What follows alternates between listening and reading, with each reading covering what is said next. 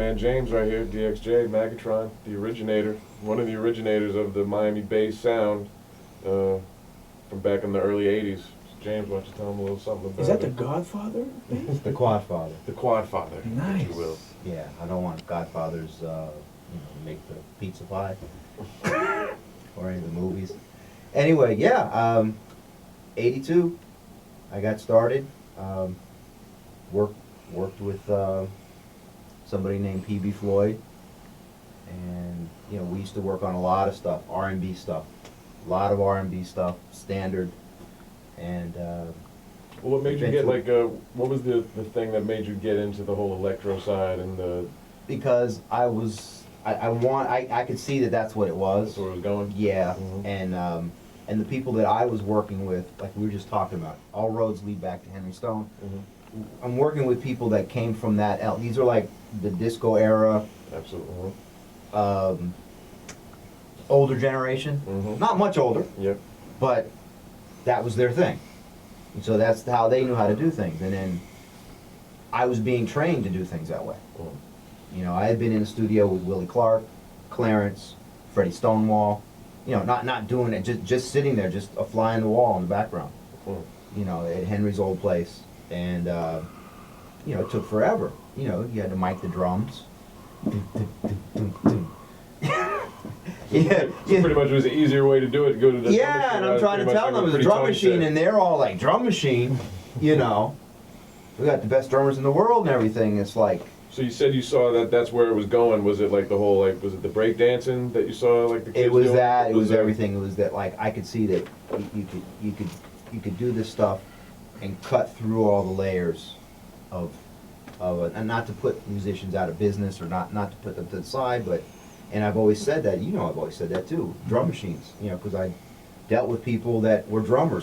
Drum machines. Like, you should take the drum machine because you would do things with this drum machine that I wouldn't even have an idea of what to do, And that's how I always felt about that. So I just took it upon myself and I just stripped everything down and went into doing electronic music, if you want to put it that way, which is what Miami street music was. Absolutely.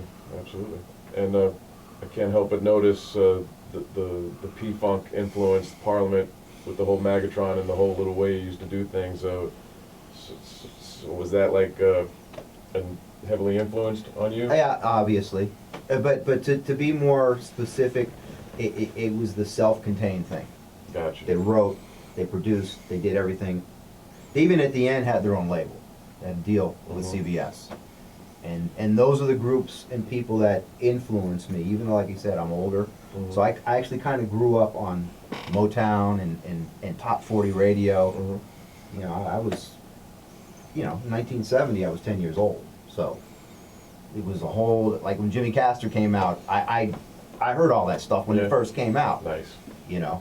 But you were saying you were 10 years old in 1970, so you saw the whole disco era movement grow out of Miami with the Casey and the Sunshine Band and all that stuff. All of those tone, not tone, but TK labels. You went to the record store when I was a kid, 45.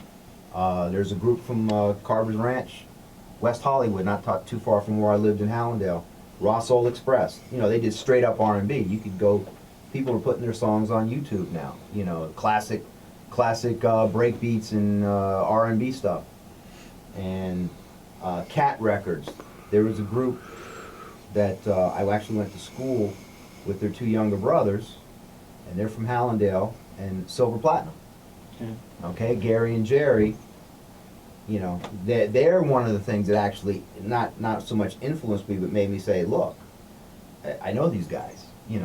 Somebody from Hallandale can have a top 10, R&B song on Billboard's chart. So it's not, it's not out of the reach of possibility, and especially with TK in your backyard. And actually, one of my uncle's friends is a session guitarist for a lot of the TK stuff. So I was around him when I was a kid. So a lot of that stuff just, I soaked it up one way or another. Did Star Wars films influence your music? I remember your record covers. They were like very. I wouldn't say that they influenced the music. To be honest with you, he actually, I like Star Wars. I love Star Wars. Mm-hmm. He's the one that brought the Star Wars dialogue record in, and then I ran with it. I feel a tremor on my force.